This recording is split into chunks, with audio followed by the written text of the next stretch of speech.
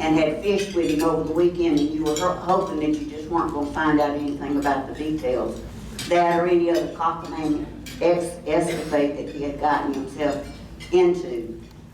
If you knew Harris, you knew that organization was not his long suit. His desk was piled up higher than I am tall.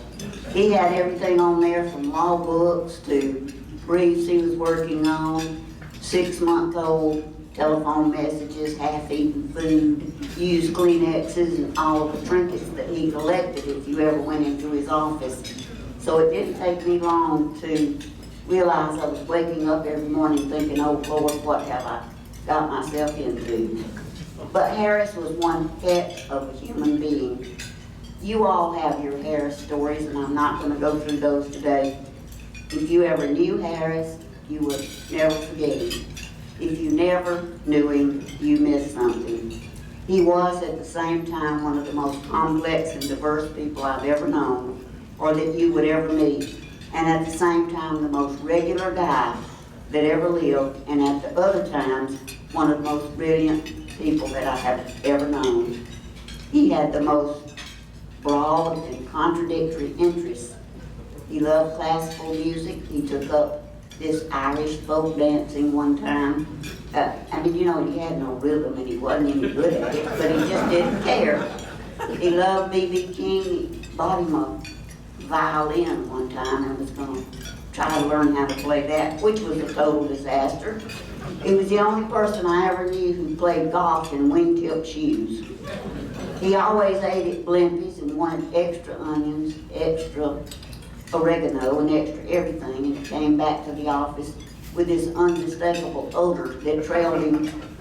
He's the only person that I ever went out to lunch with, and he wound up getting bloodied in a fist fight with a total stranger. If you ever did anything with Harris or went anywhere with him, you wanted to be sure you did a couple of things before you left. You wanted to be sure that you had your life insurance policy paid up and that you had kissed your family goodbye, because you never knew what was going to happen when you went out with him. We had foreclosed on a piece of real estate one time, and on this real estate was located a building that had been used as a strip bar. Harris and I had to go down to inspect it to see if we needed to dispossess these people, and it was a total mess. On the way back to the office, I found out that Harris had picked up a whole stack of pornographic magazines while he was in there that he swore he had to use for evidence. Well, the next morning I said, Harris, what did you do with those magazines? He said, oh my God, I think I laid them out there in the reception room. Well, I went out there and they were not there.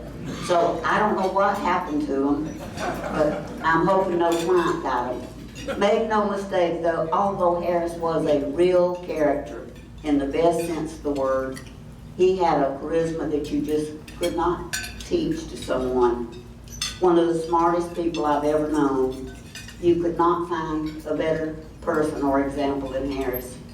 He found his real calling in the law. He had a pure love for the law. He had an undying respect and gratitude for this profession. He had a way with words. When an average judge, take me for example, hears something in court, I might say, well, sir, I just don't find that credible. Harris would say something more like, that is so fantastically unbelievable, it borders on the supernatural. If Harris was ever in any building, you knew he was there.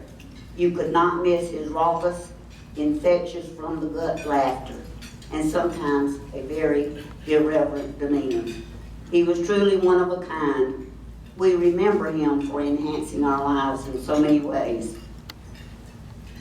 Harris taught us many things: to love our families, to be loyal to our friends, to be devoted to the law, to have pride in the country, and he taught us to have the pure joy of living.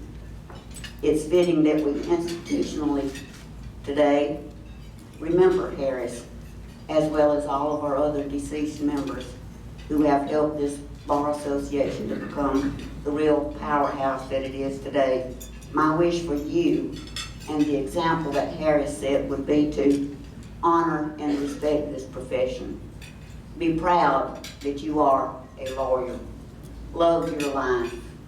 Find a character and spend a lot of time with them, or be a character to someone else. God bless Harris. Thank you.